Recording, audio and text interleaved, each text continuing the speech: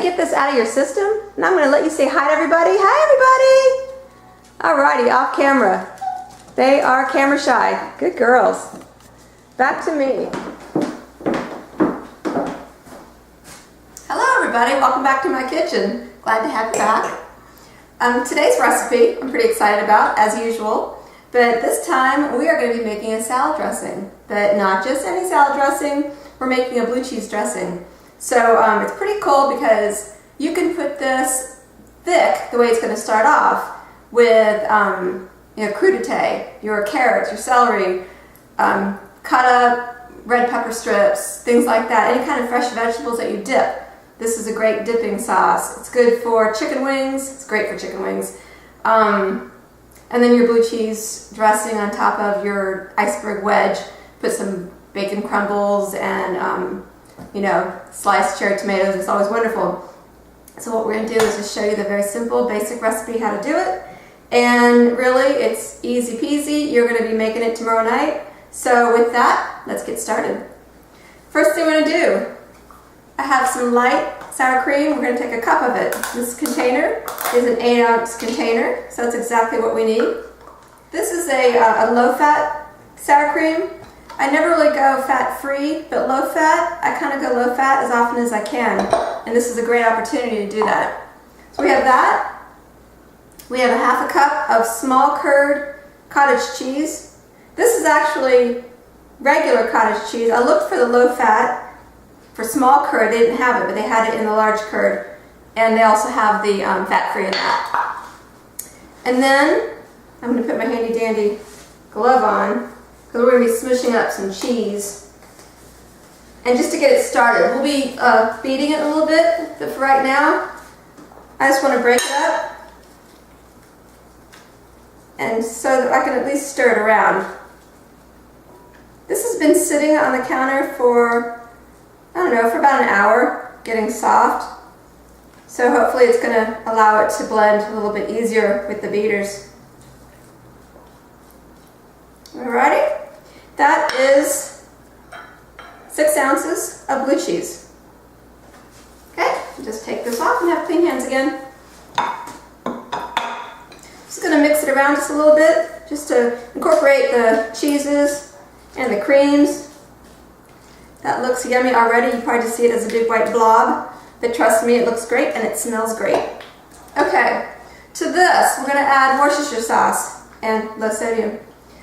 So I'm going to put a teaspoon of low sodium soy sauce in here. I'm going to put half a teaspoon, I'm right-handed, of hot sauce. That's good. A little bit more, for good measure. And then we're going to put a 1/4 teaspoon of garlic powder in it. And garlic powder just has this nice undertone that you'll taste it. If you don't like garlic so much, put less, but I think it really needs it. Otherwise you won't have that blue cheesy flavor that you're used to. Okay, these are all of the ingredients except for one last one that we actually have to chop up. And that is our capers. Capers come in different sizes. I believe these are non-pero, they're called. But they're about the smaller sizes, I guess. And what we're going to do is roughly chop them. Okay? Now, capers are a funny thing. People either love them or they hate them. I love capers. But when you get them, you'll get them in a jar similar to this. Bigger or smaller, but the jar, I can't read, non-peril capers, I need my glasses.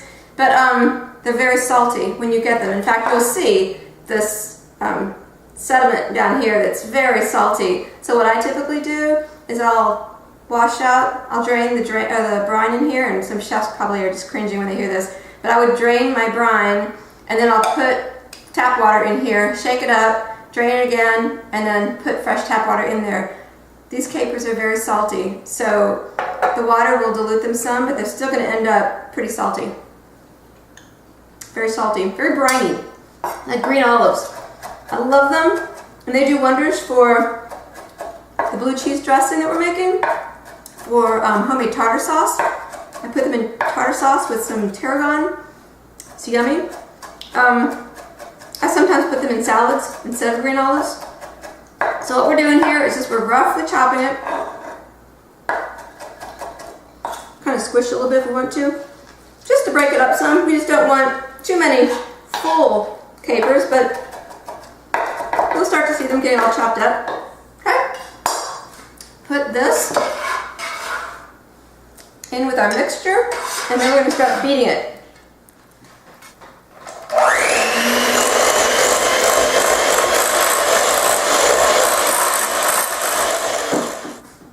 Before you finish it off, I'm going to put some salt in here. Although the capers are salty, you will want to add some extra salt, and then get some pepper in, stir it around, or you can beat it a little bit more. Look at this. That is wonderful, wonderful. Oh, this would be really good on top of some, like a filet mignon. Like that black and blue cheese, black and blue steak. That'd be really good, gosh. Little port wine sauce going on there. Yum. Now, if you think this is thicker than you really want it to be, I just thin it out with a little bit of milk. This is whole milk. I'm sure it doesn't matter what kind of milk you like to add. If it's 2%, 1% milk, you might want to just add less. But this is perfect. What I'm going to be doing with this is putting this in coleslaw. So instead of having a mayonnaise-based coleslaw, it's going to be a blue cheese coleslaw, and it's going to be fabulous. So I will put this aside, get my cabbage ready, and I'll be back.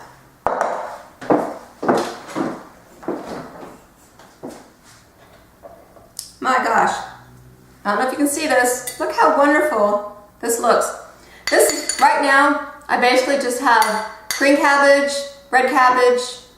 I put a little bit of onion in here, a little bit of red pepper, but it is looking fabulous.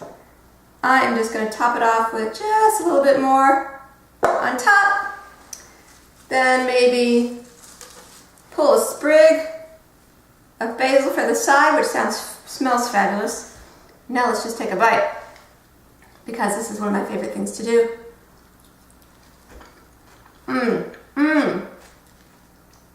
This to me tastes like football.